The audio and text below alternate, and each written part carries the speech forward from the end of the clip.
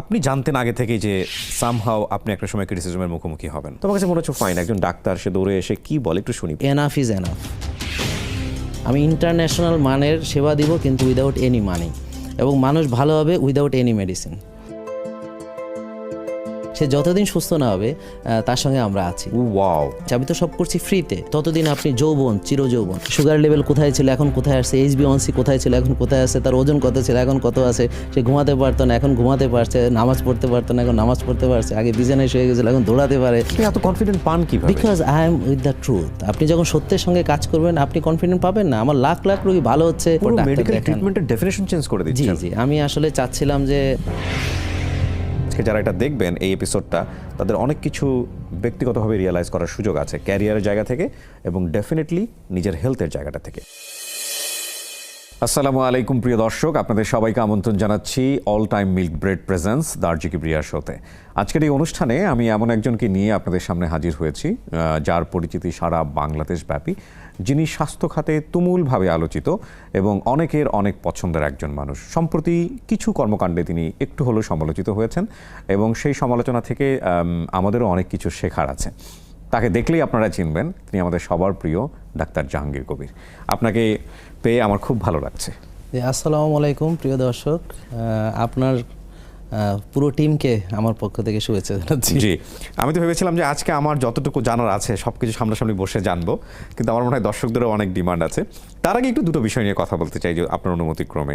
সাম্প্রতিক সময়ে দুটো ঘটনা, এটা ব্যক্তিগত জীবনেও বোধহয় অনেক বড় একটা লার্নিং হয়ে গেল, যে সোশ্যাল মিডিয়াতে আসলে কোন বিষয়গুলো আমরা যারা কাজ করি কোন বিষয়গুলো কিভাবে ডিল করা উচিত। আপনি দুটো ঘটনার ক্ষেত্রেই আমি যদি বলি যে পবিত্র মক্কাতে গিয়ে আপনার যে ঘটনাটা ঘটলো, আপনি আসলে আজ করতে পারেননি যে এরকম একটা কনসিকোয়েন্স হতে পারে, রাইট? আসলে আমি ওখানে মানে যে কনটেক্সটটা, যেমন আমি ওখানে ছিলাম তো এতেকাফে, তখন যেই খাবারগুলো আমি খাচ্ছিলাম, তো আশপাশ থেকে ওরা বলছে স্যার আমাদের অনেকেরই ডায়াবেটিস, ব্লাড প্রেশার, তা আপনি এই খাবারগুলো নিয়ে একটা ভিডিও করেন। আচ্ছা, তখন আমি বললাম যে এইগুলো খাওয়া যাবে না, আমি এগুলো খাই, কথা ছিল এতটুকু। এরপর এটা যে এত দূর গড়াবে, এত ডালপালা গজাবে, হ্যাঁ, এই বিষয়টা আসলে আমি বুঝতেই পারিনি। একটা শব্দটা নিয়েই বোধহয় একটু আপত্তি হয়েছিল। হ্যাঁ, সেটাই আর কি। তো এখন সবার রুচি তো আর এক নয়। আর আমি বলতেছিলাম যে খেজুরের ভিতরেও যে দুই ধরনের আছে, একটা হচ্ছে ন্যাচারাল আর একটা হচ্ছে প্রসেসড, এবং খেজুরকে বিভিন্নভাবে প্রসেসড করা হয়।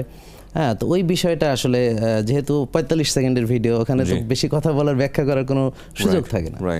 তো এখন আরেকটা বিষয় হচ্ছে যে আমি কি বোঝাতে চাচ্ছি তার চেয়ে গুরুত্বপূর্ণ হচ্ছে মানুষ কি বুঝতে পারছে। রাইট। তো এখানে এই বিষয়গুলো আমরা আসলে জানলাম আর কি, এটা এক্স্যাক্টলি। এবং আমার কাছে মনে হচ্ছে ওই ঘটনাটাকে কেন্দ্র করেই আপনার প্রিভিয়াস বিভিন্ন ভিডিও খুঁজে বের করা হয়েছে এবং ট্র্যাক করা হয়েছে, কোথায় আপনি কখন কি বলেছেন, যেটাকে আপনার এগেইনস্টে ব্যবহার করা যায় সেরকম একটা চেষ্টা করা হয়েছে। বিশাল একটা লার্নিং, কিন্তু এটা শুধুমাত্র আপনার জন্য না, আমরা যারা সামাজিক যোগাযোগ মাধ্যমে কাজ করি, কোনো একটা জিনিস যখন হঠাৎ করে বিচ্যুত হয়ে যায়, হয়তো বোঝাতে চেয়েছে একটা, বুঝে ফেলেছে একটা, তখন খুঁজে খুঁজে বের করে সবাই যে কোথায় কোথায় ফল্ট করেছি। তো এরকম একটা ভিডিও বোধহয় বের হলো, যেখানে আসলে রিলিজিয়ন ব্যাপারগুলো নিয়ে আপনি যেটা বোঝাতে চেয়েছিলেন, যা বোঝাতে পেরেছেন, সেই জায়গাটা একটা বিশাল কন্ট্রাডিক্টরি। আমি আসলে আকল বোঝাতে চেয়েছিলাম।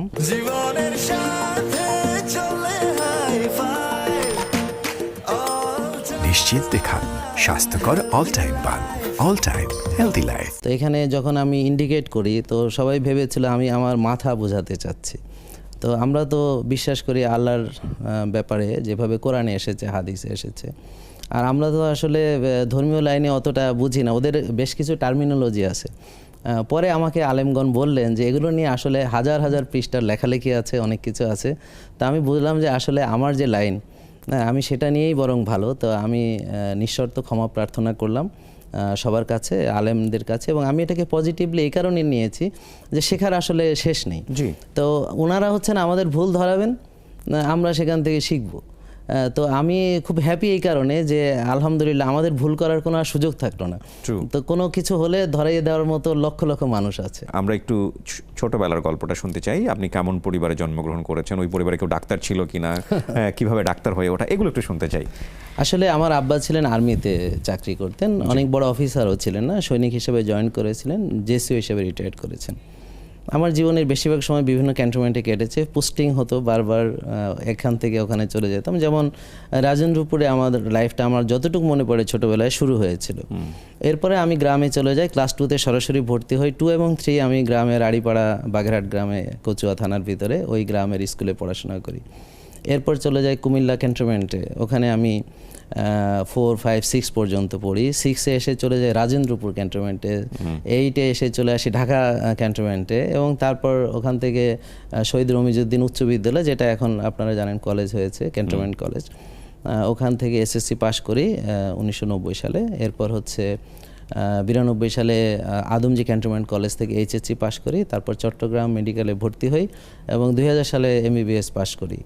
তো এই হচ্ছে খুব সংক্ষেপে। আর যদি বলেন ছাত্র হিসেবে কেমন ছিলাম, এটা অনেক সময় আমি অনেক ধরনের ছাত্র ছিলাম। যেমন হচ্ছে ক্লাস 2-3-তে আমি খুব ভালো ছাত্র ছিলাম, 2nd হতাম, 3rd হতাম, এর ধরনের। তারপর কুমিল্লাতে গিয়ে মনে হলো দুষ্টামি করাটাই ভালো, পড়াশোনা করার চাই। জানি না, তখন ওখানে অনেক পাহাড় টাহাড় ছিল, টিলার মতো আর কি। ওখানে ছোট্টবেলা খুব আনন্দে ফুর্তিতে কেটেছে। 2-3 সাবজেক্টে ফেল করেও বিশেষ বিবেচনা উত্তীর্ণ হতাম। আমি জীবনে সবচেয়ে বেশি ফেল করলাম হচ্ছে ক্লাস 6-এ 6 সাবজেক্টে, 8 সাবজেক্টের ভিতরে 6টাতে ফেল। শুধু ইসলাম শিক্ষা আর বাংলাতে ফেল করিনি। আচ্ছা, হ্যাঁ। তো এরপর তো আস্তে আস্তে মোটামুটি পাশ করার ট্রেন্ডে আসলাম। তো আমি মেডিকেলে ভর্তি হওয়ার সময় তখন পরিবারের সবাই তো অনেক উৎসাহ দিয়েছেন অবশ্যই, কিন্তু আমার একটা চিন্তা ছিল যে আমি মানুষের কল্যাণে কাজ করব।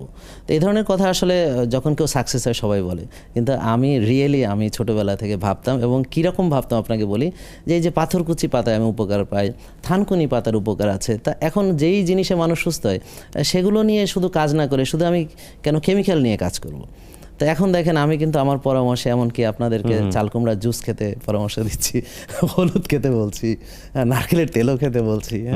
তো ডেফিনেটলি সেটার জন্য আপনার ডিগ্রি তো প্রয়োজন একাডেমিক্যালি, নইলে ডেফিনেটলি এগুলো নিয়ে অনেক বেশি তর্ক বিতর্ক তৈরি হবে। কারণ হচ্ছে যে দেখেন, আমি তরুণ সমাজ বা আমাদের ইয়াং জেনারেশনের জন্য বলছি যে অনেকে আছে এখন ইউটিউবে অনেক ফোকাস করছে, অনেকে আছে কন্টেন্ট ভিডিও বানাচ্ছে। আমি বলবো যে একটা প্রাতিষ্ঠানিক ডিগ্রি ছাড়া আমরা আসলে খুব বেশি দূর কিন্তু আগাতে পারবো না। এই জন্য সবাইকে আমরা যে লাইনে কাজ করতে চাই আমাদের প্রাতিষ্ঠানিক ডিগ্রিটা লাগবে। তো এই জন্য আমাদেরকে এইটা অর্জন করে তারপর আমি এটার উপর কিছু করতে পারি। এটা হচ্ছে যে খুব ভালো একটা সিদ্ধান্ত যাদের বোঝার আর কি তাদের। আপনি আপনার এমবিবিএস কমপ্লিট হলো কত সালে? 2000 সালে। 2000 সালে। আপনি প্র্যাকটিসে আসলেন কত সালে? প্র্যাকটিসে আসলে আমাদের ইন্টার্নি শেষ করে আস্তে আস্তে আমি 2002 সালের ফেব্রুয়ারি মাসে আমি প্র্যাকটিস শুরু করি। কি ধরনের ফার্স্ট কি মেডিসিন? প্রথমে হচ্ছে আমি গেলাম হচ্ছে ইমার্জেন্সিতে, অর্থাৎ আমি একটা গ্রামের হাসপাতালে চলে গেলাম। এখানে অনেক কাহিনী আছে আসলে, যেমন আমাদের ফ্যামিলি খুব মধ্যবিত্ত শ্রেণীর ছিল। আব্বা রিটায়ার্ড করেছিলেন আমি মেডিকেলে ভর্তি হওয়ার আগেই, এবং আব্বা তারপর আর তেমন কিছু করেনি। তো জমানো টাকা শেষ হলো, কিছু জমি কেনা ছিল বিক্রি হলো। শেষের দিকে এসে এমন হলো যে আমার খরচ আর বাসা থেকে দেওয়া সম্ভব, দেনা দায়িতে অনেক ঋণ টিন হয়ে গেল। তো আমার মেজো মামা উনি শেষ 5 মাসের খরচ দিয়েছিলেন, চিরকৃতজ্ঞ আমার মামার প্রতি। তো এখন খুব বাজে একটা সিচুয়েশনে আমি পড়ে গেলাম। আমি পাশ করার পর তো এখন সবাই যাবে পড়াশোনা করতে ঢাকায়, আমি চলে গেলাম গ্রামে, কারণ আমার পুরো ফ্যামিলি আমার মাথার উপর, বাবা মা ভাই বোন তাদের পড়াশোনা সব কিছু চলে আসলো, আর সঙ্গে আসলো অনেকগুলো ঋণের বোঝা। যেমন ধরেন 7 বছর বাড়ি ট্যাক্স প্রদান করা হয়নি, জমির খাজনা দেওয়া হয়নি, পানির বিল, কারেন্টের বিল, মানুষ ওর কাছ থেকে ধার দেনা। তো এগুলো শোধ করতে করতে আমার আসলে 2006 সাল পর্যন্ত চলে গেছে। সো আপনি 2000 সালে যখন প্র্যাকটিসে যাচ্ছেন, তার আগে কি আপনি বিসিএস করলেন? না, বিসিএস এটাই তো আমি বললাম যে মানুষ বিসিএস করলো, সরকারি জবে গেল, পড়াশোনা করলো, এফসিপিএস ফার্স্ট পার্ট কমপ্লিট করলো, কোর্সে এমডি করলো, পিজিতে ঢুকলো। আমি তো সুযোগ পাইনি, কারণ আমাকে দুটো জিনিস বাছাই করতে হতো। এক হচ্ছে আমার ফ্যামিলি, আমার বাবা মা ভাই বোন তাদের দিকে। তো আমার তখন আর কোনো উপায় ছিল না, আমি গ্রামে চলে গেলাম এবং গিয়ে রাত দিন 24 ঘন্টা আমি কাজ করতাম, সারা রাত আমি ওটি করতাম, সারা দিন রুগী দেখতাম। 24/7 ডিউটি করেছি আমি লাস্ট 19 ইয়ার্স, 2002 থেকে এখানে আসার আগ পর্যন্ত, ঢাকায় আসার আগ পর্যন্ত 24/7 ডিউটি করেছি। এবং আমি যখন ছুটি নিতাম আলাদা কোনো ছুটি ছিল না। ছুটিতে হয়তো আমি কোনো মেডিকেল কলেজে প্রোগ্রাম করতাম, অথবা বিদেশে কোনো কনফারেন্সে গেলাম, সেখানে কনফারেন্স শেষ করে একটু বেড়াতাম। আমার এই 19 বছরে আমি কোনো আমার আত্মীয় স্বজন মারা গেলে দেখতে যেতে পারিনি, বিয়েতে যাওয়ার প্রশ্নই ওঠে না। তো এরপর অনেক কষ্টের ইয়াগুলো আছে আর কি। তো আমি তখনকার যে প্র্যাকটিসটা ছিল সেটা হচ্ছে একদম একটা বাচ্চা জন্ম থেকে শুরু করে এবং একজন মানুষ যে বয়সজনিত কারণে বা রোগের কারণে মারা যায় সব ধরনের রোগী আমি দেখতাম। এমার্জেন্সিগুলো আমি ওখানে একটা বড় হাসপাতালে একমাত্র আমিই ছিলাম রেসিডেন্ট মেডিকেল অফিসার। আচ্ছা, তো আমি প্রচুর রোগী হ্যান্ডেল করার তখন অপরচুনিটি পাই গ্রামে, এবং খুব অল্প দিনে অনেক সুনাম ছড়িয়ে পড়ে চতুর্দিকে, যেহেতু আমি রিয়েলি পেশেন্টের জন্য কেয়ারিং ছিলাম সবসময়। তো স্ট্রোকের রুগী দেখেছি, হার্ট অ্যাটাকের রুগী দেখেছি, তারপর হচ্ছে আপনার ডায়াবেটিসের রুগী, ব্লাড প্রেশারের রুগী। আমি নিজ হাতে ডেলিভারি করিয়েছি প্রায় 2002 থেকে প্রায় 8-9 বছর আমি নিজ হাতে ডেলিভারি করিয়েছি। প্রতিদিন 2-3টা নর্মাল ডেলিভারি হলে এবার আপনি ভাবেন যে 8-9 বছরে কতগুলো ডেলিভারি আমি করেছি। অসংখ্য সিজার, এক্সপেরিয়েন্স যেটাকে বলে ম্যাক্সিমাম এক্সপেরিয়েন্স, ক্লিনিক্যাল এক্সপোজার আমার অনেক আল্লাহ সুযোগ দিয়েছেন, যার কারণে আমি ক্লিনিক্যালি আলহামদুলিল্লাহ অনেক শার্প হতে পেরেছি। সো এমবিবিএস এর পরে কি আর কোনো একাডেমিক ডিগ্রি নেওয়া হলো? আমি এরপর 2010 সাল পর্যন্ত আমি আসলে কোনো দিকে তাকানোর সুযোগ পাইনি।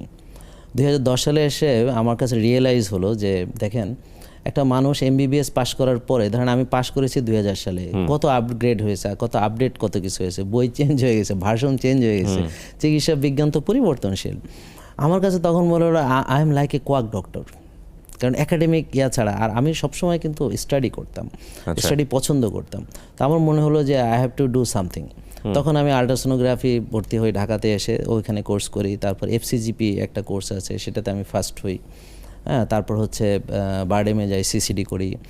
তারপর অ্যাজমা একটা কোর্স, পরবর্তীতে আমি 2010 সাল থেকে আমি মানে এটা একটা কোর্স রান করি, এবং লাস্ট এই যে কোভিডের আগ পর্যন্ত আইসিডিআরবিতে একটা কোর্স আমি রান করেছি অ্যাজমা। এটা ইউকে, ওপেন ইউনিভার্সিটি ইউকে, এটার অ্যাক্রিডিটেশনে আমার এডুকেশন ফর হেলথ ইউকের আন্ডারে একটা 6 মাসের কোর্স অ্যাজমার উপরে। আমি সিওপিডির উপরে কোর্স করেছি, ওপেন ইউনিভার্সিটির আমার সার্টিফিকেশন আছে। তারপর আমি ডায়াবেটিস অ্যান্ড কার্ডিওভাস্কুলার ডিজিজের উপরে, তারপর স্কিনের উপরে আমি অনেকগুলো মানে বিভিন্ন বিষয়গুলোতে 6 মাস, 1 বছর এগুলো আমি অনেকগুলো করেছি আর কি।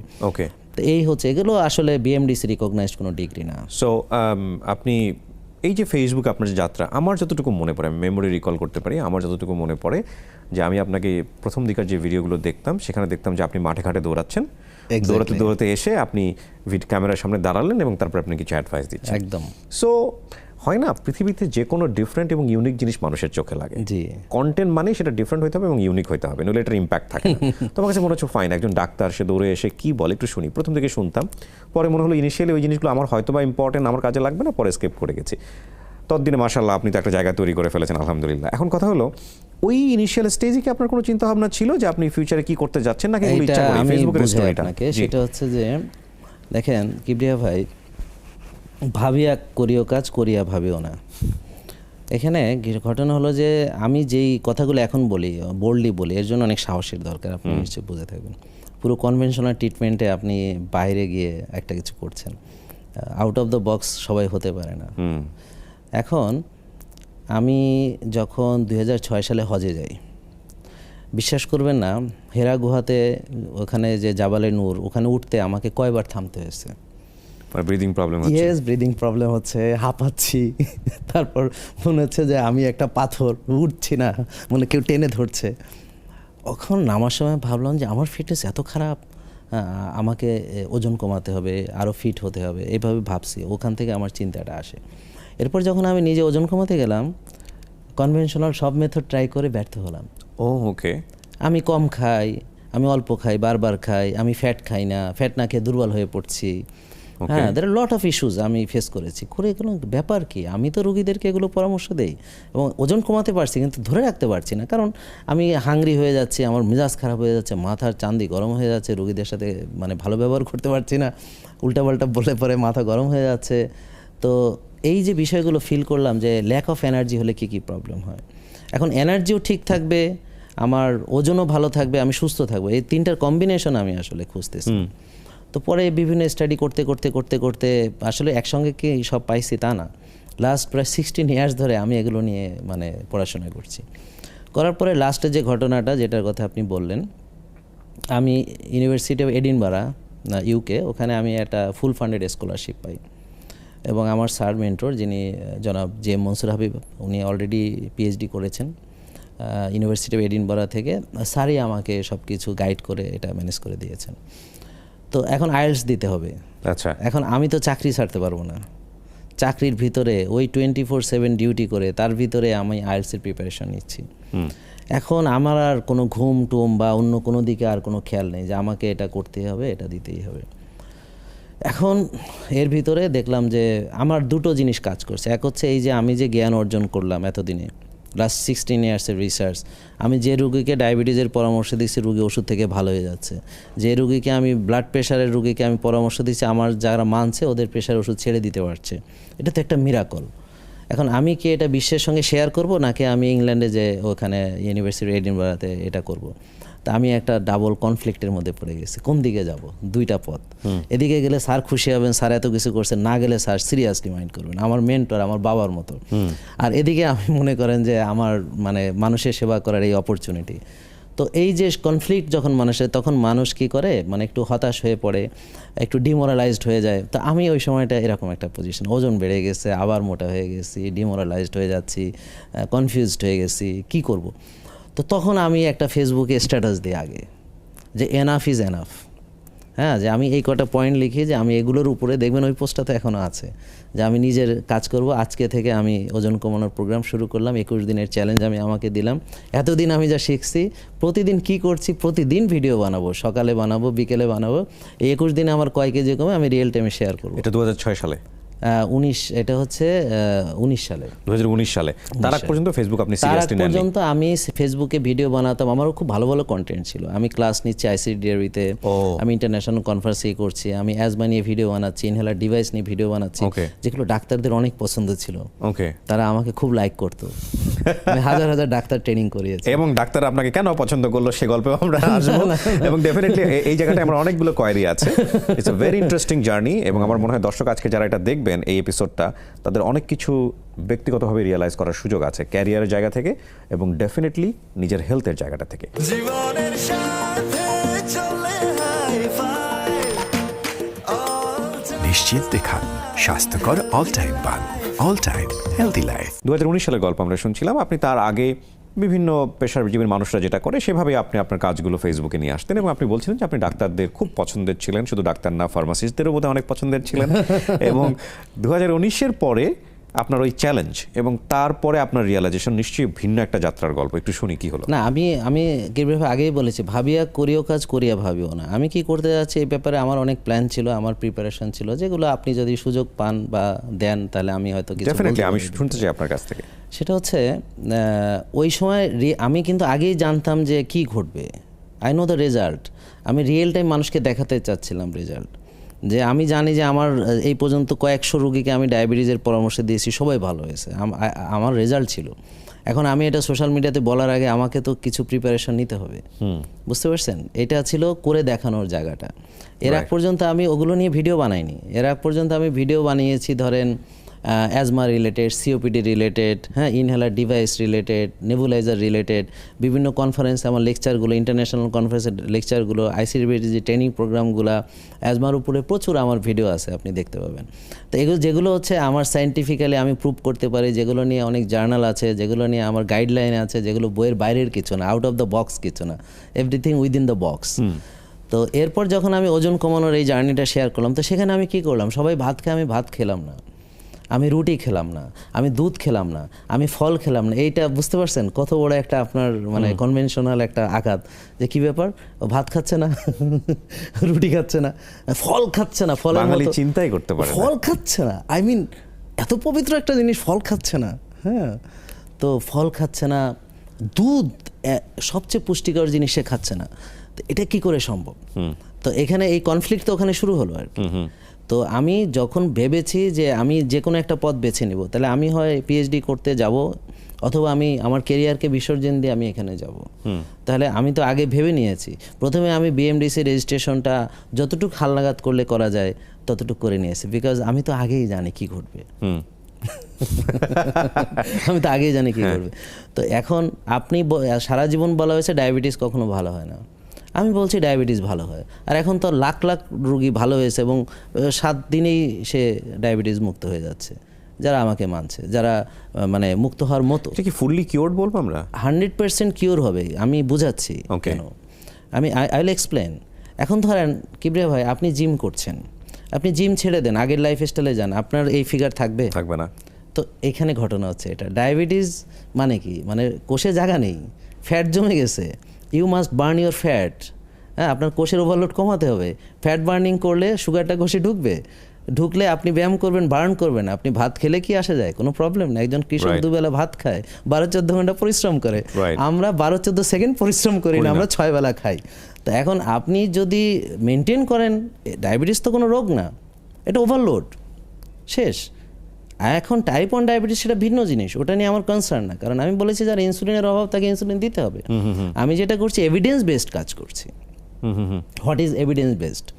মানে আপনার ইনসুলিন তৈরি কতটা হয়, আপনার যদি তৈরি না হয় আমি আপনাকে ইনসুলিন দিব। আমরা সিপিপটাইড দিয়ে দেখছি আপনার ইনসুলিন তৈরি হয় কতটা, আপনার ইনসুলিন বেশি আছে কিনা, আপনার ইনসুলিন ব্যবহার হতে পারছে কিনা, রেজিস্ট্যান্স আছে কিনা। আমরা হোমায়ার টেস্ট করছি, ফাস্টিং ইনসুলিন দেখছি, তার সঙ্গে সুগারকে কম্পেয়ার করছি, তার সঙ্গে সিআরপি দেখছি, প্রদাহ কত, আপনার ভিটামিন ডি লেভেল দেখছি। দেখেন আমি কিন্তু কোভিডের অনেক আগে ভিটামিন ডি সম্পর্কে মনে আছে আপনার? ফর ইন্টারাপ্ট করছি, আমি বহু ডাক্তারের সঙ্গে কথা বলেছি জি। আমার অনুষ্ঠানের কারণেই, যে ওনাদের যে ল্যাঙ্গুয়েজ থাকে সেই ল্যাঙ্গুয়েজের অর্ধেক ল্যাঙ্গুয়েজই বোঝা যায় না, অনেক সময় মেডিসিন টার্মের কারণে হোক বা যে কোনো কারণেই হোক। কিন্তু যখন আপনি ফেসবুকে এরকম গুরুত্বপূর্ণ বিষয়গুলো নিয়ে আসলেন, একদম সাধারণ মানুষের সহজভাবে বুঝিয়ে দেওয়ার মতো করে একদম ম্যাথ করে আপনি বুঝিয়ে দিচ্ছেন, জি, জি। Which was very interesting. যেমন কিছু কিছু থাম্বনেল আমার এখনো মনে আছে, খেয়ে খেয়ে ওজন কমান, সামথিং লাইক দিস। হ্যাঁ, ঘুমিয়ে ওজন কমান, এক্স্যাক্টলি, আর চর্বি দিয়ে চর্বি কাটে, চর্বি দিয়ে এই বিষয়গুলো। তো এগুলো তো মানে পড়েই তো মনে হয় যে ঠিক আছে ভিতরে ঢুকে দেখি কি আসলে কি এগুলো একদম প্ল্যান করা ছিল যে আমাকে যদি যেতে হয় আমার ল্যাঙ্গুয়েজটা এরকম করতে হবে সাধারণ মানুষের প্রথম বোঝার মতো হচ্ছে করে। যে আমার যে কাজটা ছিল, আমার স্যার যেটা নিয়ে রিসার্চ করতেন সেটা হচ্ছে লো রিসোর্স সেটিংসে আপনি খুব হাই কোয়ালিটি মানে আপনি সার্ভিসগুলো দিবেন। বিদেশে pulmonary rehabilitation there lot of আপনার মানে ইনভেনশনস, চমৎকার দামি দামি সব মেশিন, আপনার VO2 ম্যাক্স থেকে শুরু করে আপনার অক্সিজেন, আপনার কার্বন ডাইঅক্সাইড রেশিও, আপনার দের লট অফ থিংস, আপনার মাসেল রেশিও, ফ্যাট রেশিও। আমরা we are not blessed with that. তো লো রিসোর্স সেটিংসে আমি কীভাবে কাজ করব? যে আমাকে যখন আমেরিকান দূতাবাস থেকে, হ্যাঁ, ওখানকার একজন রাষ্ট্রদূত এসে আমার চেম্বারে এসেছিলেন, হুমায়ুন আহমদ স্যারের মেয়ে শিলা নিয়ে আসছিল। হ্যাঁ, তো উনি আমাকে জিজ্ঞেস করলেন যে দেখো আমাদের দেশে এলিট শ্রেণী রেগুলার করে, হ্যাঁ, তারা অর্গানিক ছাড়া খায় না। বাট তুমি দেখলাম যে আমি এই পর্যন্ত বাংলাদেশে কতগুলো জায়গায় ভিজিট করলাম, দেখি এ ভাত খাচ্ছে না, ও ভাত খাচ্ছে না, আগে এরা এতগুলো করে খেত, তুমি কি করলা, কেমনে পারলা? সাধারণ আমি বললাম যে দেখো আমার কাজ হচ্ছে কঠিন জিনিসকে সহজ করে দেওয়া। যে জিনিসটা এলিট শ্রেণী ছাড়া করতে পারে আমি সাধারণ মানুষের জন্য কীভাবে অল্টারনেটিভগুলো আমি দিয়ে দিচ্ছি। আমি বললাম যে ঠিক আছে তুমি অলিভ অয়েল খেতে না পারো সরিষার তেল খাও, তারপর তোমার খাওয়ার ক্ষমতা কম, তুমি 6 বেলা না খেয়ে 2 বেলা খাও, তুমি রোজা রেখে ওজন কমাও, রোজা রাখা ফ্রি, ব্যায়াম ফ্রি, ঘুম ফ্রি, ব্যায়াম মানে জিম না, রাস্তায় ব্যায়াম, ঘাসে হাঁটা ফ্রি, শ্বাসের ব্যায়াম করো ফ্রি, আর্লি ঘুমাতে যাও, স্ট্রেস থেকে রিলিভ হতে হলে আল্লাহর উপরে তাওয়াক্কুল করো, তাহাজ্জুদ পড়ো, কোনো টাকা লাগবে না, 5 ওয়াক্ত নামাজ মসজিদে পড়ো, কোনো এক্সট্রা টাকা লাগবে না। তো ওজন কমানোর জন্য এর বেশি কিছু লাগবে না, বরং আমরা খেয়ে যেটা জমিয়েছি আমি যখন বার্ন করব তখন ক্যাশব্যাক অফার, অর্থাৎ আপনি ফেরতও পাবেন। অর্থাৎ রোজাতে আপনার একে তো টাকা পাচ্ছে, আপনি আবার ক্যাশব্যাক করছেন, মানে আগে খেয়ে যেটা জমিয়েছিলেন ইউ আর নাও বার্নিং। হ্যাঁ, তো এই যে বিষয়গুলো আমি সহজ করে বোঝাই। তো এখন আমি আমার অডিয়েন্সকে, এখন যাদের জন্য কথা বলছি ওরা যদি না বোঝে এই কথা বলার মানে এটা কি? রাইট। এখন কেন বলছে সবাই এভাবে? বিকজ সবাই প্রমাণ করতে যাচ্ছে যে দেখো আমি অনেক কিছু জানি, তুমি যদি আমার কাছে আসো I can treat you better, that's the point. আমি একদম মানে অনেস্টলি বলছি, এটা নিয়ে কি বিতর্ক হবে I don't know, but this is the truth. হ্যাঁ, যেমন আমি বলেছি, আপনি বললেন যে দেখেন প্রসেসড ফুড সবখানেই প্রসেসড ফুড, আপনি যেখানেই খান। আমি মসজিদে জিলাপি খাচ্ছি, জিলাপির ক্যারেক্টার চেঞ্জ হয়ে যাবে না। আপনি যদি মসজিদে বিরিয়ানি দেন, এখানে দোষটা তো মসজিদের না, আপনি বিরিয়ানি দিচ্ছেন, আপনি বিরিয়ানি না দিয়ে আপনি আরেকটা কিছু অপশন দিতে পারেন, তাই না? তো এখানে এই বিষয়টা তো মানুষ বুঝবে না। এখন যখন আমি এমন কোনো কথা বলবো যেটা সাধারণ মানুষ নিতে পারবে না, সেটা আমি মনে করি আমার দায়, আমি এটা ক্ষমা চেয়েছি এই জন্যে। তো এখন যখন আমি বলছি এখন ভাত খেয়ে না, এটাও আমি অপরাধ করেছি। সবাই ভাত খেয়ে আমি কেন নিষেধ করলাম? সয়াবিন তেল খেয়ে আমি কেন সরিষা খেতে বললাম? এখন সরিষার তেলটা যে আবহমান বাংলার মানুষ আগে থেকেই খেয়ে এসেছে, এখন এটা কিভাবে পরিবর্তিত হয়ে সয়াবিন হলো সেটা নিয়ে মানুষ ভাবছে না। আমি কেন আবার অতীতে যাচ্ছি সেটা নিয়ে ভাবছে। একসময় মানুষ কায়িক শ্রম করতো, আমি বললাম হয় কায়িক শ্রম করেন নাহলে ব্যায়াম করেন, এটা নতুন কি বললাম? আমি বললাম আর্লি ঘুমান, আমাদের আবহমান গ্রাম বাংলার মানুষ আমরা আর্লি ঘুমাইছি, সুস্থ থেকেছি, এখন আমরা রাত জাগছি, বাসায় ফিরি 10টা 11টায়, খাই 12টা 1টায়, ঘুমাতে যাই 2টায়, খেয়ে অমনি শুয়ে পড়ি। এইটা আমরা কোনোদিনই করিনি। আর এত রোগী আমাদের কোথাও ছিলও না কোনোদিন। এবং যখন বলছে যে ডায়াবেটিস ভালো হয় না, আমি বলছি ভালো হয়। কনফ্লিক্টগুলোর তো অনেকগুলো জায়গা। এক্স্যাক্টলি। তো ওই সময়টাতে আপনার রোগীর চাপ বেড়ে গেল না পেশেন্ট? এক্স্যাক্টলি, আমি সেটাই আপনাকে বলি যে আমি তখন দাগনভূঞাতে প্র্যাকটিস করতাম ওই আগের জায়গা থেকে। জি। ভিডিওগুলো আমি মেক করেছি ওইখান থেকে মেক করেছি। জি। দাগনভূঞার আনাচে কানাচে, ওখানকার রাস্তায়, গ্রামীণ রাস্তায়, জি। সূর্যের আলোতে গিয়ে ফেনীর দাগনভূঞা হাঁটতে না? হাঁটতে ফেনী দাগনভূঞা। তো এখন আর আমার বাড়ি যদিও বাগেরহাট, হ্যাঁ, 1974 সালে বাগেরহাটে আমার জন্ম, সেপ্টেম্বর মাসে। তো এখন অনেকে ভাবে আমার বাড়ি হচ্ছে ফেনী, নোয়াখালী, এই রিজনে, বিকজ আমি ওদের ভাষাও বলতে পারি। আমি আসলে সবার সঙ্গে মিশে যাই, সাধারণ মানুষের সঙ্গে। তো এখন ওদের সঙ্গে যখন আমি যোগাযোগ করি, দেখি যে ওর ভাষায় যোগাযোগ করলে সুবিধা। কিছুদিন আগে রুমি নাটকে দেখবেন যে আমার একই কথা আমরা শুনেছি আরেকজনের মুখ দিয়ে। আপনি দেখেছেন কিনা সিরিয়ালটা আমি জানি না। স্থানীয় লোকের সঙ্গে স্থানীয় ভাষায়, তাদের ভাষায় কথা বললে তারা বুঝে। আমার অডিয়েন্স যখন সাধারণ মানুষ, আমি তাদেরকে মেডিকেলের কঠিন ভাষা বুঝিয়ে তো লাভ নেই। আমার তাকে বোঝাতে হবে রোদের ভিতরে ভিটামিন ডি আছে। এখন এর ভিতরে তো ভুল আছে, কারণ রোদে কোনো ভিটামিন ডি নেই। ওখানে আছে ইনফ্রারেড, যেটা স্কিনে পড়বে, স্কিনে পড়ার পরে সেখান থেকে এটা রান্না হবে, রান্না হওয়ার পরে অনেক ধাপ পেরিয়ে, 5টা ধাপ পেরিয়ে আপনার ভিটামিন ডি হবে। এখন সাধারণ মানুষ এটা বুঝবে না। আমি বললাম রোদে যান ভিটামিন ডি হবে। এখন এটাও একটা ভুল কথা, রোদের তো ভিটামিন ডি নেই। এই যে কথাগুলো বলছি আমরা সাধারণ মানুষ, যেমন বললাম আমি, আমার ডাক্তাররা আমাকে সমালোচনা করলেন যে ও তো লেম্যানের মতো গ্যাসের ওষুধ বলে। হোয়াট ইজ গ্যাসের ওষুধ? আমি বললাম ভাই, মানুষ বুঝবে গ্যাসের ওষুধ, okay anti ulcerant group of drugs বললেও বুঝবে না। এক্স্যাক্টলি। ওই সমালোচনার জায়গাটায় যদি আমি একটু আসতে চাই, আপনি জানতেন আগে থেকেই যে সামহাও আপনি একটা সময় ক্রিটিসিজমের মুখোমুখি হবেন? অফকোর্স, কারণ আমি তো, আপনি না তো, আমি না তো। এই যে ধরেন আরজে তো অনেক আছে, কিবরিয়া, আরজে কিবরিয়া এক চ্যানেল আছে বাংলাদেশে। তা আপনি কি এটা শিকার হননি? তো জাহাঙ্গীর কবির যদি একজন হয়, তাহলে সে একই পরিণতি। ডেফিনেটলি। শোনেন, কনভেনশনালের বিরুদ্ধে যারা কথা বলবে, সত্য বলুক যাই বলুক, তারা মানে অবশ্যই এটা শিকার হবে। এবং সত্য যখন সবাই মিথ্যার উপরে প্রতিষ্ঠিত থাকবে, অর্থাৎ আমরা যে খাবারগুলো খাচ্ছি, যেগুলো মিথ্যা বলতে বোঝাচ্ছি যে খাবারগুলো সম্পর্কে আমাদের নলেজ না থাকার কারণে আমরা প্রতিনিয়ত সবাই মিলে যে খাবার খাচ্ছি, এবং ফলশ্রুতিতে সবার বাসায় ছোটোখাটো ফার্মেসি হয়েছে, রোগগুলো থেকে আমরা বেরোতে পারছি না। এখন তার মানে এখানে সামথিং ইজ রং হেয়ার। তো এখন সবাই করছে বলে সেটা তো রাইট হতে পারে না। এখন সবাই যেটা করে তার বিরুদ্ধে কেউ কথা বললেই তাকে নিয়ে বিতর্ক হবে। আর যখনই আপনি আউট অফ দ্য বক্স হবেন, আপনাকে তখন অন্যরা যারা বাক্সের ভিতরে আছে তারা আপনাকে সমালোচনা করবে। এক্স্যাক্টলি। এবং যারা আপনাদের এই পরিস্থিতির কারণে সুবিধাভোগী, যেমন যারা ওষুধ লিখছে, যারা দিচ্ছে, যারা ওষুধ লেখার বিনিময়ে দিচ্ছে, বা যারা ওজন কমানোর জন্য অনেক টাকা নিচ্ছে, আমি তো সব করছি ফ্রিতে। তো যারা ধরেন 1 লাখ টাকা খরচ করে 10 কেজি কমিয়েছে, আর এখানে আপনি 1 টাকাও না দিয়ে 10 কেজি কমিয়েছেন, তাহলে আমি তো ধরেন কায়েমি কিছু স্বার্থে তো আপনি কাজ করলে কিছুটা সমস্যা হবে। জীবনের সাথে চলে হাই-ফাই, নিশ্চিন্তে খান স্বাস্থ্যকর অল টাইম পান। All time healthy life. যখন থ্রেড আসা শুরু হলো, আপনাকে নিয়ে বিভিন্ন রকমের সমালোচনা হচ্ছিল, ডাক্তার মহলের সমালোচনা হচ্ছিল। এখানকার দুটো আসপেক্ট নিয়ে একটু কথা বলতে চাই। একটা হচ্ছে, যখন আপনি খুব সহজ করে মানুষের কাছে বিষয়গুলো নিয়ে এসছেন, ততদিন আপনার রোগীর সংখ্যা অনেক বেড়ে গেছে ডেফিনেটলি, এবং আপনি রোগী দেখতে হিমশিম খাচ্ছিলেন, এরকম অবস্থা নিশ্চয়ই সৃষ্টি হয়েছে। আরেকটা হচ্ছে, আপনাকে নিয়ে তখন আলোচনাও শুরু হলো। ব্যালেন্স করছিলেন কিভাবে? আচ্ছা, প্রথমে যেটা করলাম যে আমি তো আগে দাগনভূঞা থেকে ঢাকায় আসলাম। আসার পরে এখানে আমি নিজস্ব চেম্বারে বসলাম। হ্যাঁ, ছোট্ট পরিসরে আমরা চেম্বার দিয়ে শুরু করি, যেখানে এখন আমি কাজ করছি। প্রায় 400-র মতো আমার এমপ্লয়ি আছেন। ওটা কত সালে শুরু হয়েছে? এটা শুরু হয়েছিল ওই যে এই কোভিডের একটু শুরুতে, কোভিডের একটু আগ মুহূর্তে। এটা আপনার নিজের প্রতিষ্ঠান? জি জি, মাশাআল্লাহ। কোভিডের আগ মুহূর্তে আমি শুরু করেছি। সো তার মানে সেটার একটা ইতিহাস আছে, বলবো? হ্যাঁ, অবশ্যই। সেটা হচ্ছে যে তখন আমি ধরেন অন্য একটা, প্রথমে আমি বসি হেলথ অ্যান্ড হোপে, তারপরে বসি আমাদের প্রাক্তন প্রেসিডেন্ট বদরুদ্দোজা স্যার, ওনার চেম্বারে। তো হয় কি, যেখানে আমি বসি না কেন, সবাই একরকম পরামর্শ দেয়, আমি ভিন্ন রকম দেই। তো আমি বুঝতেছি যে পরিস্থিতিটা কেমন জানি হয়ে যাচ্ছে। আমি আসলে বাধ্য হয়েছি নিজেই, কারণ আমি বুঝলাম যে এটা আমি কারোর সঙ্গে পারবো না, আমাকে ওটার নাম কি হলো প্রতিষ্ঠানের? প্রতিষ্ঠান আমাদের হেলথ রেভলিউশন নামে স্টার্ট হয়েছিল, যেটা এখন জেকে লাইফস্টাইল লিমিটেড নামে আছে। এটার আন্ডারে এখন হেলথ রেভলিউশন আছে, আলটিমেট অর্গানিক লাইফ আছে, ফিটনেস অ্যারেনা আছে, ফুড অ্যারেনা আছে, এবং সামনে আমরা প্রাকৃতিক কৃষি নিয়ে আসছি। রাইট। সো আপনার প্রিলিমিনারি আইডিয়াটা কি ছিল? লাইক, আমার নিজের একটু বসার জায়গা দরকার, আমি টুকটাক কিছু পেশেন্ট, আমি সারভাইভ করতে যাচ্ছিলাম প্রথমে, যে আমাকে সারভাইভ করতে হবে। তো এটা আসলে আমি কোনো কিছু প্রথমে প্ল্যান করে করিনি। আমি অনেকের কাছ থেকে ধার টাকা টোকা নিয়ে, আমার ফ্রেন্ড এদের থেকে, যে আমি নিজে বসার মতো একটা মানে নর্মাল একটা চেম্বার করি। ওয়াও। তো আমি চিন্তা করছি ফেসবুক, সোশ্যাল মিডিয়া কোথায় চলে গেছে, কি পারে। সেটাই তো ওখান পাওয়ার থেকে অফ সোশ্যাল মিডিয়া। জি জি, তো এখান থেকে শুরু করি আমি। আর যেটা আপনি বলছিলেন যে এরপর আস্তে আস্তে আমি পরে একা আর পারছিলাম না, একজন ডাক্তার নেই, দুজন ডাক্তার নেই। প্রথমে 10-12 জন রুগীকে কমন সেশন নিতাম, এখন আমরা একসঙ্গে 600-700 রুগীকে জেনারেল কাউন্সিলিং করি। আমার প্রতিষ্ঠানে আপনি 1000 রুগীও যদি আপনি আসেন, আপনি টের পাবেন না যে 1000 রুগী আমরা বিনামূল্যে দেখাবো। আপনার ডাক্তার দেখানো ফ্রি, 26 জন ডক্টর কাজ করছে, নিউট্রিশনিস্ট দেখানো ফ্রি, 26 জন নিউট্রিশনিস্ট কাজ করছে। 36টা রুমে আমরা একসঙ্গে মানে সেবা দিচ্ছি বিনামূল্যে, এবং আপনার 24টা কাউন্টারে একসঙ্গে রুগীরা আপনার রিসিট কাটতে পারছে।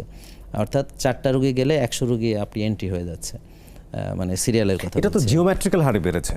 জি, মানে আপনি গ্রোথটা টের পাচ্ছিলেন। জি জি জি, আমি যেটা করছিলাম কিবরিয়া ভাই, সেটা হচ্ছে কি যে দেখেন, আমি চাচ্ছিলাম যে কেউ যেন ফেরত না যায় এসে। ওকে। অর্থাৎ ধরেন আপনি যে বাংলাদেশের যে পৃথিবীর যে কোনো জায়গা থেকে আসেন, আপনি আমার প্রতিষ্ঠানে যান, গেলে পরে আপনি একটা মিনিমাম পরামর্শ, আমার একটা সেশন যেখানে দেখছেন 2.5 ঘন্টা 3 ঘন্টা আমি সবাইকে নিয়ে কথা বলি, এখানে লাইভ সেশনে সবাইকে সুযোগ দিই তাদের প্রশ্ন করার, হ্যাঁ, তাদের শেয়ার করার এক্সপিরিয়েন্সগুলো বা তাদের সমস্যাগুলো বলার সুযোগ থাকে ওখানে। এরপর সবার জন্য একজন ডাক্তার, একজন নিউট্রিশনিস্টকে আমরা অ্যাসাইন করে দিচ্ছি। সে যতদিন সুস্থ না হবে তার সঙ্গে আমরা আছি। ওয়াও। হ্যাঁ, তো এটা তো বিরাট একটা ব্যাপার, পৃথিবীতে এখন পর্যন্ত কেউ করেনি কিবরিয়া ভাই। ডেফিনেটলি। হ্যাঁ, তো এটা আমি ওখানে আমি এবং 33 জন আমার স্টাফ আছে যারা এদেরকে রোলিং করাচ্ছে। অর্থাৎ আপনি গেলেন, ওয়েলকাম কিবরিয়া ভাই, আপনি মানে কি কারণে এসেছেন, তাহলে আপনি এইখানে যান, রিসিট কাটেন। আপনি তো পুরো মেডিকেল ট্রিটমেন্টের ডেফিনিশন চেঞ্জ করে জি দিচ্ছেন। জি, আমি আসলে চাচ্ছিলাম যে এমন কিছু করতে যেটা ছোটবেলা থেকে আমার স্বপ্ন ছিল, যেটা পৃথিবীতে কেউ কখনো করেনি। আমি ইন্টারন্যাশনাল মানের সেবা দিব, কিন্তু উইদাউট এনি মানি, এবং মানুষ ভালো হবে উইদাউট এনি মেডিসিন। সো এই দুটো হচ্ছে আমার মোটো আর কি। না, এখানে দুটো বিষয় আমাদের দর্শক যারা দেখবেন তাদের মাথায় নিশ্চয়ই আসবে। একটা হচ্ছে যে তাহলে আমাদেরকে তো সার্ভাইভ করতে হবে, নিশ্চয়ই এটার কমার্শিয়াল আসপেক্ট আছে, এটা একটা প্রতিষ্ঠান টিকে থাকে নিশ্চয়ই। জি জি, ঠিক। তো তাহলে এটার কমার্শিয়াল আসপেক্টটা কোথায়? ও এক্সেলেন্ট। এটা হচ্ছে কি, এটা আমার প্রথম হচ্ছে, এটাকে আমি বলছি সোশ্যাল বিজনেস, অর্থাৎ সামাজিক কাজের মাধ্যমে বিজনেস করা যায়। কীরকম? যেমন ধরেন, আপনি তো এখন অনেক জনপ্রিয় হয়েছেন, আপনি হয়তো একটা কথা বললে মানুষ একটা প্রোডাক্ট নিল।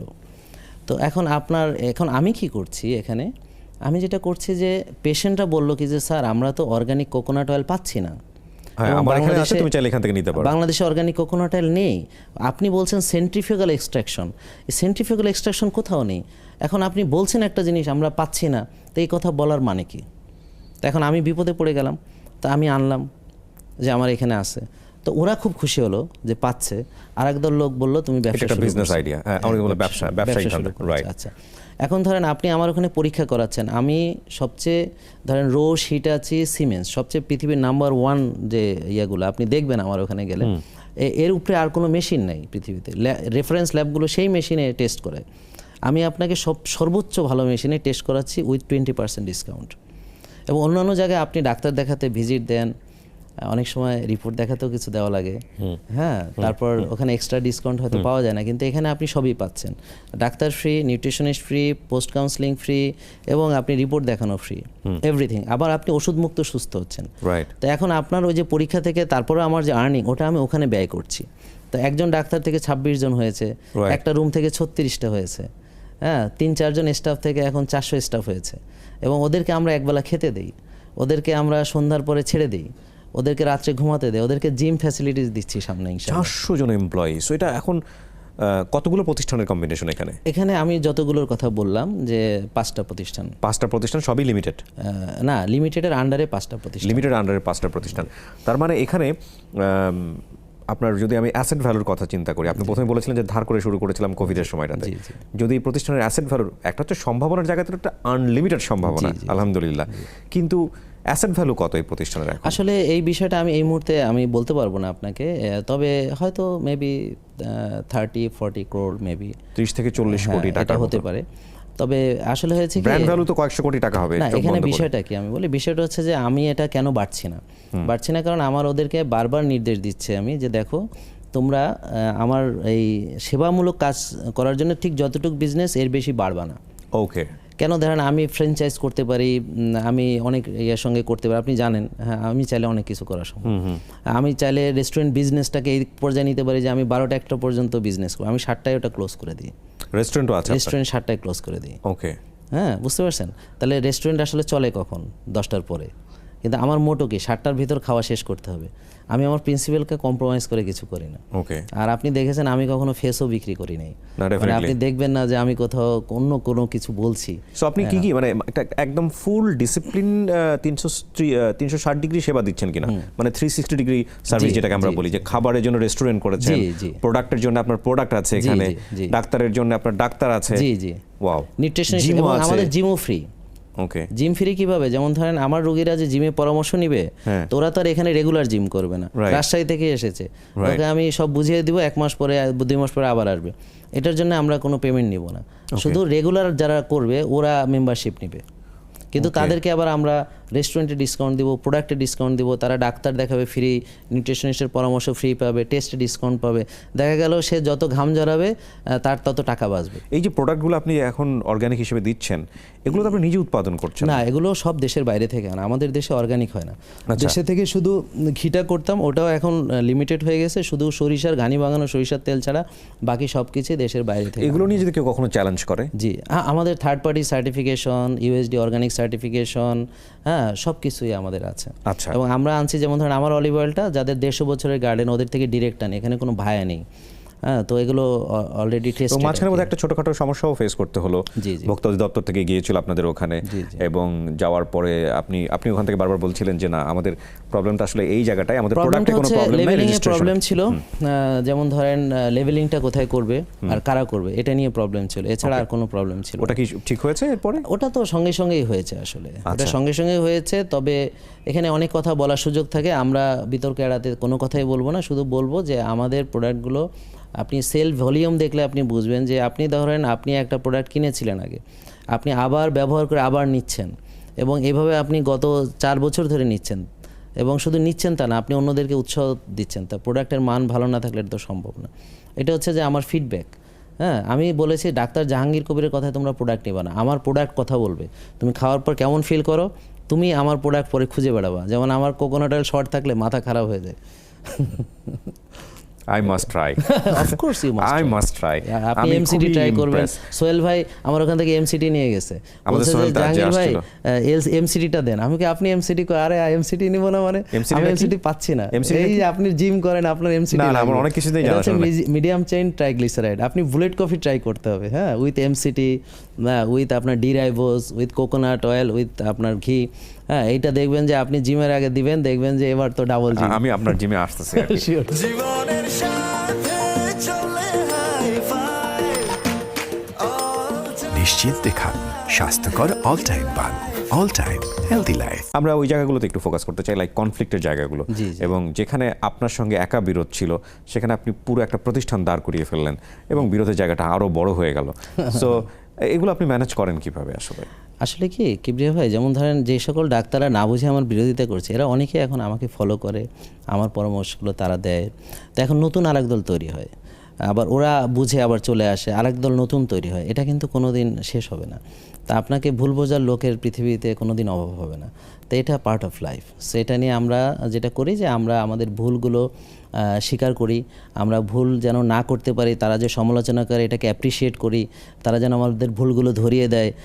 আমি ওপেন চ্যালেঞ্জ দিয়েছি যে যে কেউ আমার লাইভ সেশনে ডিরেক্ট চলে আসবেন, আপনার যতজন ইচ্ছা। ধরেন বারডেমে সব ডাক্তার মিলে চলে আসলো একদিন, প্রফেসররা, স্যারেরা সবাই এসে বলে জাহাঙ্গীর তুমি এটা ভুল করতেছো, সবাই সামনে বলবেন। আপনি এত কনফিডেন্ট পান কিভাবে? Because I am with the truth. আপনি যখন সত্যের সঙ্গে কাজ করবেন আপনি কনফিডেন্ট পাবেন না। আমার লাখ লাখ রোগী ভালো হচ্ছে, আমরা এভিডেন্সগুলো দেখছি, সুগার লেভেল কোথায় ছিল এখন কোথায় আসছে, HbA1c কোথায় ছিল এখন কোথায় আসছে, তার ওজন কত ছিল এখন কত আছে, সে ঘুমাতে পারতো না এখন ঘুমাতে পারছে, নামাজ পড়তে পারতো না এখন নামাজ পড়তে পারছে, আগে বিছানায় শুয়ে গেছিলো এখন দৌড়াতে পারে। I am getting all the results, এবং আমি সায়েন্টিফিক্যালি এগুলোকে রেখে দিচ্ছি না সাজিয়ে। আমার সঙ্গে প্রফেসর নিসারুল আহমেদ, উনি হচ্ছে ফ্লোরিডা ইন্টারন্যাশনাল ইউনিভার্সিটির বায়োস্ট্যাটিক্স এপিডেমিওলজির চেয়ার, উনি আমার রিসার্চের লিড দিচ্ছেন। আমরা রিসার্চ স্টাডিগুলোকে সব মানে কম্পাইল করছি, এটাকে ইন্টারন্যাশনালি আমরা প্রেজেন্ট করব, তখন ইন্টারন্যাশনাল এনিমি ক্রিয়েট করবো ইনশাআল্লাহ।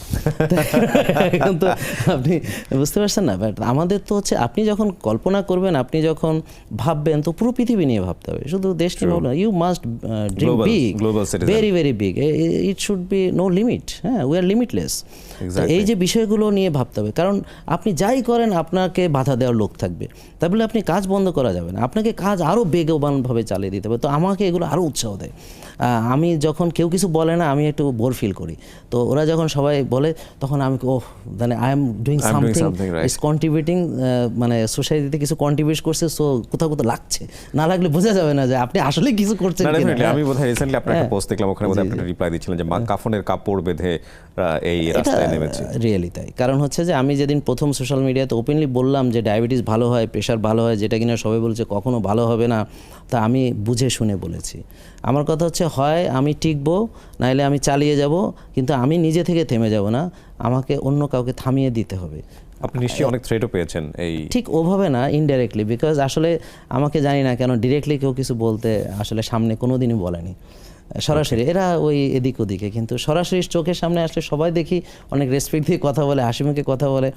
যে সোশ্যাল মিডিয়াতে গালি দিচ্ছে ও আমার সঙ্গে দেখে আরও বেশি রেসপেক্ট দিয়ে কথা বলে, I don't know why, but কোনোদিন সরাসরি কেউ কোনোদিন কিছু বলতে পারে না। আপনি খুব সহজ ভাষায় যদি আমাদেরকে একটু বলেন, শুধু ডায়াবেটিক না, বিভিন্ন একেবারে একটা মানুষের ফিট থাকার বিষয়। 60-70টা রোগের কথা এবং ফিট থাকার বিষয়ে একবারে উত্তর দিতেছি। হ্যাঁ, একটা লোক যদি আল্লাহর দেওয়া প্রাকৃতিক খাবার, পরিমিত আহার করে, এবং যদি সে রেগুলার একটু এক্সারসাইজ করে, এবং যদি সে রোজা রাখে, রমজানের 30টা, সপ্তাহে 2টো, অন্য অন্য সময় নফল রোজা, মাসের চাঁদের 3টা রোজা রেগুলার রাখে, সে যদি তাহাজ্জুদ পড়ে, 5 ওয়াক্ত নামাজ মসজিদে গিয়ে গিয়ে যদি পড়ে, এতে সার্কাডিয়ান রিদম ঠিক থাকে, সময় পেলে এক্সপ্লেন করতাম। তারপর হচ্ছে সে নিজেকে একটা কোয়ালিটি টাইম দিচ্ছে, নিজেকে নিয়ে ভাবছে, আর্লি ঘুমাতে যাচ্ছে, ভোরে উঠছে, প্রকৃতির মাঝে মাঝে মাঝে হারিয়ে যাচ্ছে, সূর্যের আলো লাগায় গায়ে, হ্যাঁ, রোদে যায়, ঘাসে হাঁটে, হ্যাঁ, একটু রিল্যাক্স প্র্যাকটিস করে, মোর দ্যান এনাফ। সে কখনো রুগী হবে না।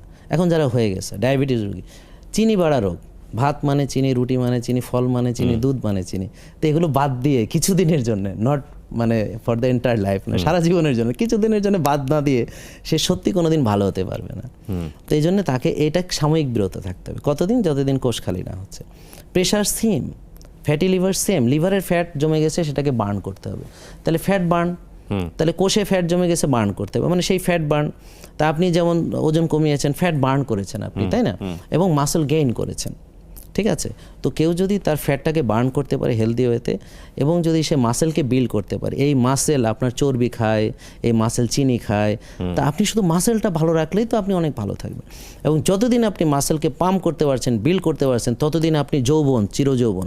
আপনি বয়স 100 কিন্তু আপনার মাসেল পাম্প করে, আপনি এখনও মানে আরও একটা ছোটো মেয়ে বিয়ে করলে নো প্রবলেম, জাস্ট আমি খুব সহজে বললাম, বিকজ আপনিও তরুণ, বুঝতে পেরেছেন। কিন্তু যখন আপনার বয়স 50, মাসেল ক্ষয় হয়ে যাচ্ছে, আপনি বৃদ্ধ হয়ে যাচ্ছে। এক্স্যাক্টলি। তা মাসেল একটা মানে সিঙ্গেল ডিটারমিনেটর, যেটা দিয়ে আপনি বুঝতে পারবেন যে আপনি তরুণ নাকি বৃদ্ধ নাকি শেষ বয়সে এসে পৌঁছেছেন। যখন মাসেল ওয়েস্টিং আপনি ঠেকাতে পারবেন না, এবার সারেন্ডার করবেন আল্লাহর কাছে যে বার্ধক্য এবং মৃত্যুর কোনো ওষুধ নেই। কিন্তু যেহেতু আল্লাহ বলেছেন বার্ধক্য এবং মৃত্যুর কোনো ওষুধ নেই, তার মানে বাকি সব কিছুর ওষুধ আছে ইনশাল্লাহ, যদি আমরা পারি। তো এই কয়েকটা জিনিস, আর ডায়াবেটিস রোগীকে শুধু চিনিটা কিছুদিন একটু বাদ দিয়ে এরপর সে রোজা রাখবে, রোজার মাধ্যমে সে ফ্যাট বার্ন করবে, রোজার সঙ্গে এক্সারসাইজকে কম্বিনেশন করে ফ্যাট বার্ন করবে, আর স্ট্রেস ম্যানেজমেন্ট, মানসিক প্রশান্তির চর্চা, আর হচ্ছে ভালো ঘুমের চর্চা, আর হচ্ছে প্রকৃতির জন্য একটু সময় দেওয়া। এগুলো জিনিস প্র্যাকটিস করলে এত সহজ আর এত আনন্দদায়ক, যার এনার্জি ছিল না, যে এখন এনার্জি পাচ্ছে, সে না বুঝে এনার্জি কাকে বলে, এনার্জি না থাকলে কি হয়, যখন ছিল না তখন কেমন ছিল, এখন কেমন লাগে। হ্যাঁ, তো এই এত মজার একটা জিনিস। তো এখন যাদের ভিতরে যে কোনো রকম অসুস্থতা আছে, তার মানে সে এই মজা থেকে বঞ্চিত। আমরা এগুলো জানি অনেকেই, জানার পরও প্র্যাকটিস করি না। আমার প্রধান স্লোগান হচ্ছে জানি কিন্তু মানি না। তার 3টা মেইন কারণ, তার ভিতর প্রধান কারণ হচ্ছে সবাই যেভাবে চলে আমি সেভাবে চলি, 1। 2 হচ্ছে আমরা নিজে কোনো কষ্ট করতে চাই না, যেমন ওষুধ খাবো কিন্তু নিজে ব্যায়াম করব না। ট্রু। হ্যাঁ, আর একটা 3 হচ্ছে যে আমরা আসলে অনুধাবন, যেটা মানে নিজেকে যে সময় দেয়, ইনার ফোকাসটা আমার নেই, সো ভবিষ্যৎ ভাবতেছি না, যেটার পরিণতি কি ভয়াবহ হবে। যেমন একটু আগে এডিটোরিয়াল রুমে সবাই মিটিংয়ে আসছে, আপনাদের কারা জানি রিং পড়িয়েছে 2টো, তো এখন আমি বললাম যে আপনারা এটা ছেলে অ্যাভয়েড করতে পারেন, কারণ আপনার ভিতরে ব্লক হচ্ছে কিনা আপনি কোনোদিন টের পাবেন না। আপনার 75% ব্লক কিছুই টের পাবেন না। যার ব্লক মানে ধরা পড়লো, সে কখন ধরা পড়লো? যখন সে বুক ব্যথায় ছটফট করতে করতে অ্যাম্বুলেন্সে করে তাকে হাসপাতালে নেওয়া হয়েছে, ডাক্তার এনজিওগ্রাম করে বলছেন ও সকালবেলাও জানতো সুস্থ আছে, তা আপনি তো টের পাচ্ছেন না। তা আমি কি করছি, সবাইকে সতর্ক করছি। যেমন সতর্ক শুধু মুখে করছি না, যেমন আপনি যদি আপনার ভিটামিন ডি যদি থাকে 15-20, আপনার এটা 90-100 করেন, অপটিমাল রাখেন, ইনশাল্লাহ আপনি অনেক ভালো ইমিউনিটির অধিকারী। আপনার ইনসুলিন রেজিস্ট্যান্স সময়ের যদি আপনার 1 থাকে, this is ideal for you. যদি 6 থাকে, কমিয়ে নিয়ে আসুন। আপনার ডায়াবেটিস হওয়ার 12 বছর আগে আমি বলতে পারি আলহামদুলিল্লাহ যে আপনার ভবিষ্যতে ডায়াবেটিস হওয়ার সম্ভাবনা। আপনার হার্ট অ্যাটাকের 30-40 বছর আগে বলা সম্ভব আপনার ভবিষ্যতে হার্ট অ্যাটাক হবে। আমি কত আগে আপনাকে সতর্ক করছি। This is the future. এখন ফিউচার কেউ সামনে নিয়ে আসলে তাকে সবাই মনে করেন যে একটু টিস্কারি করে। এখন ধরেন ইনসুলিন লেভেল আপনার খালি পেটে থাকবে 3, 4 বা 5, আপনার হয়তো আছে 15-20। হ্যাঁ, তাহলে এটাকে কমিয়ে নিয়ে আসুন। আপনার প্রদাহ সিআরপি সেটা থাকবে 3-এর নিচে। আপনার টিজি কম থাকবে, এইচডিএল বেশি থাকবে, টিজি এইচডিএল রেশিও থাকবে 2-এর নিচে। হ্যাঁ, এবং আপনার সবগুলো প্যারামিটার যদি আপনার ঠিক থাকে, তাহলে আপনি আলহামদুলিল্লাহ ভালো থাকবেন। তা আমি এটাকে তো এভিডেন্স দিয়ে প্রমাণ করছি। তো এখন আপনি কিবরিয়া ভাই যদি দেখেন যে আপনার সবগুলো রিপোর্ট ভালো, শুধু ভিটামিন ডি একটু কম আছে, এইচডিএলটা একটু বাড়াতে হবে, তাহলে এটা করলে আপনি 60-70টা রোগ থেকে ইনশাল্লাহ ফিউচারে বাঁচতেছেন। কেউ দেখলো যে আমার হোমের এত বেশি, তো তাড়াতাড়ি কীভাবে কমাতে হবে স্যার? তো এগুলো করলে পরে হয় কি, ও মানে বুঝতে পারে তার ভিতরের কন্ডিশনটা, তখন সে সতর্ক হয়। তো ওই যে অ্যাওয়ারনেস বিল্ডিং তো মুখের কথায় হবে না। যখন দেখে যে আমার ব্লক এতটা, তখনই দেখবেন আর তারে গরু খাওয়াইতে পারতেছেন না। কথা বুঝতে পারছেন? কিন্তু তার আগ পর্যন্ত কিন্তু সে সমানে টেনে যাচ্ছে। তো আমি ওদেরকে রিপোর্টগুলো সামনে দিয়ে বলি যে দেখেন এই হলো অবস্থা, আপনার হার্টে ব্লক তৈরি হচ্ছে, কত পার্সেন্ট এটা এনজিওগ্রাম না করলে বোঝা যাবে না, বাট হচ্ছে। আপনার টিজিএইচডিএল রেশিও বেশি, সিআরপি বা প্রদাহ বেশি, আপনার ইনসুলিন বেশি, আপনার ব্লাড সুগার বেশি, আপনার HbA1c বেশি, আপনার হোমা আইআর বেশি, আপনার ভিটামিন ডি কম, এটা দিয়ে আমরা প্রমাণ করতে পারছি। তা আমরা কি করছি, ওইগুলো আমরা কারেক্ট করে দিচ্ছি, এবং 1 মাস পরে সে কতটা ভালো হলো আমার কাছে এভিডেন্স আছে, 2 মাস পরে কতটা ভালো এভিডেন্স আছে, ও তো মানে ট্র্যাক করতে পারতেছে। ভাই লাখ লাখ মানুষ তো আর বিনা কারণে কাউকে, যে মহিলা নামাজ পড়তে পারতো না সিজদা দিয়ে, সে সিজদায় গিয়ে আমার জন্য দোয়া করে, এটা আমার চাইতে হয় না। এরকম মাসে লক্ষ লক্ষ মানুষের দোয়া তো ভাই বৃথা হয় না, আর মানুষ তো এমনি এমনি করে না। তা আমরা শুধু যে ইউটিউবে দিচ্ছি তা না, ফেসবুকে দিচ্ছি তা না, হ্যাঁ গ্রুপে দিচ্ছি তা না, আমরা তো একদম বাস্তবিকই বিনামূল্যে ডাক্তার দেখানোর সব অপরচুনিটি দিয়ে দিয়েছি। এক্স্যাক্টলি। এই প্রতিষ্ঠানটা কোথায়? এটা হচ্ছে নূর টাওয়ার, আফতাবনগর, এই জাস্ট এই হাতিরঝিলের অপোজিট।